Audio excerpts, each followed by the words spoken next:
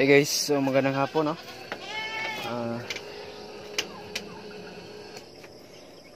Ngayon lang tayo nakabalik, no? So nagpaayos tayo ng ating motor. So pagkatapos dali-dali tayong bumabalik sa sa kubo natin kasi hatching ngayon ng ating quail, no? So yan guys, ilabas na natin sila sa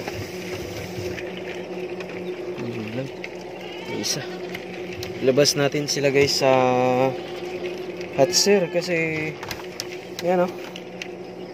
Yan guys, na-hatch na po sila. So ito yung ating pang 6 na batch ng quail. Yung dalawa dito. Ayan. So dapat silang malabas guys kasi maluluto sila dito sa incubator at possible silang mamatay. So para silang mamatay pag hindi nalabas agad, no? So kailangan mong ilabas.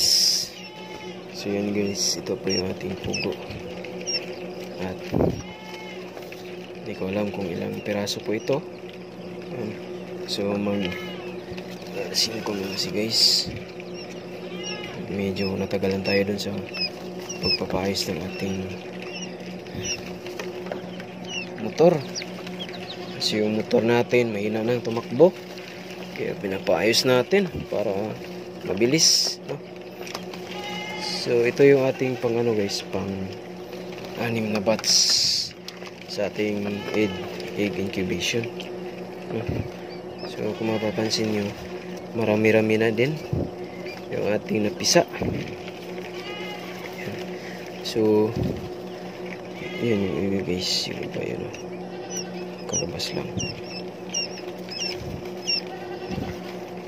So ito yung paraan para kasi nung una guys, matagal kong nalabas sa incubator, namatay po. So pag na-hatch na sila at tuyo na, labas mo na talaga agad yan para makakain sila. Kasi pag di mo nalabas guys, maaaring sila ay magutom at mamatay sa init. Ikaw ba naman yun, guys? So yan, may dalawang ilaw dyan sa taas, may init talaga yan. So yung kailangan mong ilabas yan guys. Marami-rami pala yung na-hatch natin ngayon, no?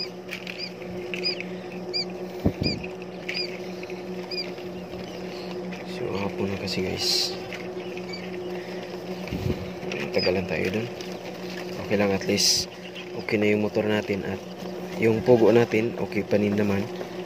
So hindi pa rin naman sila hinihingal, kaya goods pa to. Yan, labas natin. So ito lahat okay na rin to, ilabas na to lahat yung mga na-hatch. So hindi ko alam kung ilang peraso pa yung naiwan dito, yung in-hatch. So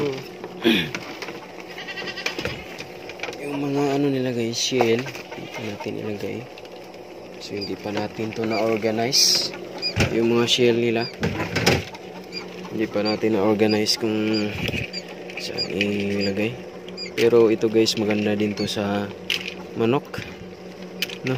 Pag may pigs, may manok ka o pabo,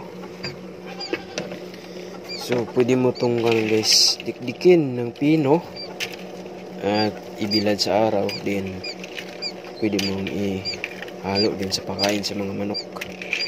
So dagdag calcium na din ito guys sa mga alaga mong hayop, no? Dikdikin mo talaga to ng pino para mahalo sa feeds at masabay makain ng mga manok. Ayan. Kasi pag ganito guys, buo, hindi yan kakainin ng manok. Pero pag pinong-pino, hindi nila malaman na may shell Kaya makain sila ng mga manok. So ito guys, medyo marami-rami din yung mga na-hatch. Uy, ano mo gawas mo diha? Gito yun ng pataas kay.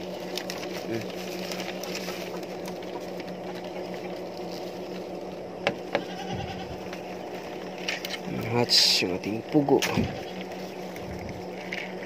Guys. Ito yung ating pang-anim na batch.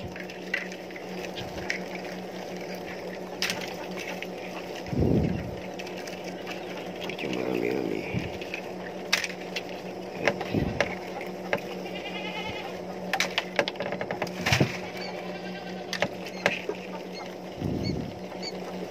Kunti na lang.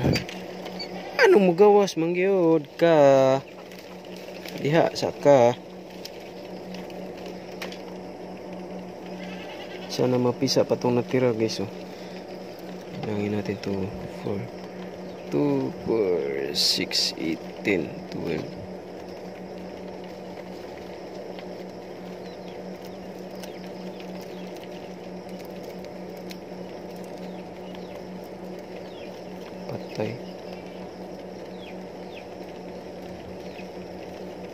Patay na to guys. Hindi na humihingal.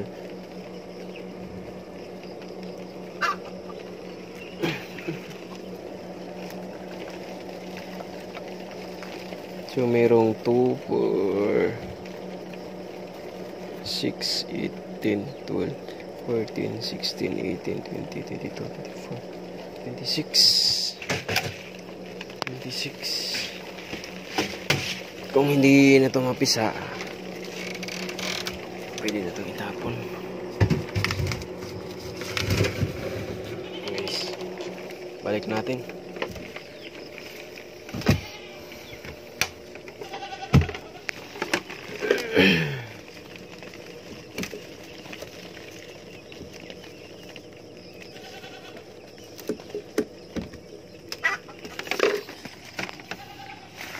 So ito guys yung ating pugo. So dito muna sila. I-ready muna natin yung brooder nila kasi baka pwede natin itong isama dun sa anong batch. So yun lang.